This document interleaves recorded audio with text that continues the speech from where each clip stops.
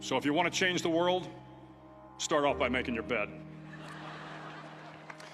If you make your bed every morning, you will have accomplished the first task of the day. It will give you a small sense of pride, and it will encourage you to do another task, and another, and another. And by the end of the day, that one task completed will have turned into many tasks completed. Making your bed will also reinforce the fact that the little things in life matter. If you can't do the little things right, you'll never be able to do the big things right. And if by chance you have a miserable day, you will come home to a bed that is made, that you made. And a made bed gives you encouragement that tomorrow will be better.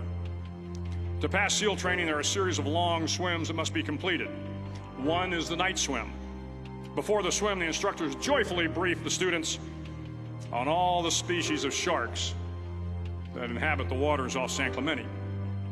They assure you, however, that no student has ever been eaten by a shark, at least not that they can remember. But you are also taught that if a shark begins to circle your position, stand your ground. Do not swim away. Do not act afraid. And if the shark, hungry for a midnight snack, darts towards you, then summons up all your strength and punch him in the snout, and he will turn and swim away. There are a lot of sharks in the world. If you hope to complete the swim, you will have to deal with them. So if you want to change the world, don't back down from the sharks. Over a few weeks of difficult training, my SEAL class, which started with 150 men, was down to just 42. There were now 6 boat crews of 7 men each. I was in the boat with the tall guys, but the best boat crew we had was made up of the little guys, the Munchkin crew, we called them. No one was over 5'5". The Munchkin boat crew had 1 American Indian, 1 African American, 1 Polish American, 1 Greek American, 1 Italian American, and 2 tough kids from the Midwest.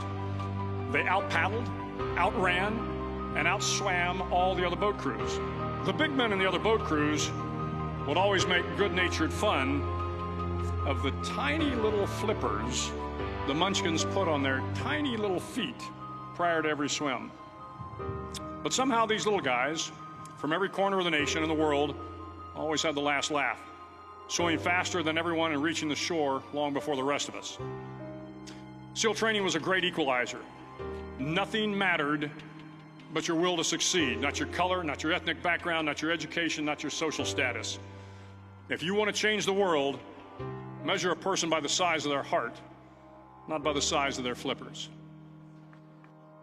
The 9th week of training is referred to as Hell Week. It is 6 days of no sleep, constant physical and mental harassment, and 1 special day at the Mud Flats. The Mud Flats are an area between San Diego and Tijuana where the water runs off and creates the Tijuana Sloughs, a swampy patch of terrain where the mud will engulf you. It is on Wednesday of Hell Week that you paddle down in the mud flats and spend the next 15 hours trying to survive the freezing cold, the howling wind, and the incessant pressure to quit from the instructors. As the sun began to set that Wednesday evening, my training class, having committed some egregious infraction of the rules, was ordered into the mud. The mud consumed each man till there was nothing visible but our heads. The instructors told us we could leave the mud if only 5 men would quit. Only 5 men, just 5 men, and we could get out of the oppressive cold. Looking around the mud flat, it was apparent that some students were about to give up. It was still over 8 hours till the sun came up. 8 more hours of bone-chilling cold. The chattering teeth and the shivering moans of the trainees were so loud, it was hard to hear anything. And then one voice began to echo through the night. One voice raised in song. The song was terribly out of tune, but sung with great enthusiasm.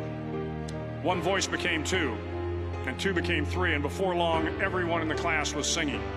The instructors threatened us with more time in the mud if we kept up the singing, but the singing persisted, and somehow the mud seemed a little warmer, and the wind a little tamer, and the dawn not so far away.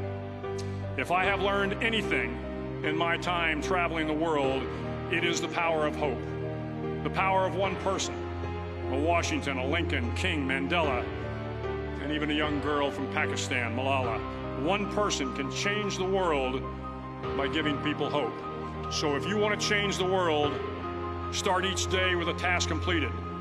Find someone to help you through life. Respect everyone. Know that life is not fair and that you will fail often. But if you take some risks, step up when the times are the toughest, face down the bullies, lift up the downtrodden, and never, ever give up. If you do these things, the next generation and the generations that follow will live in a world far better than the one we have today. And what started here will indeed have changed the world for the better.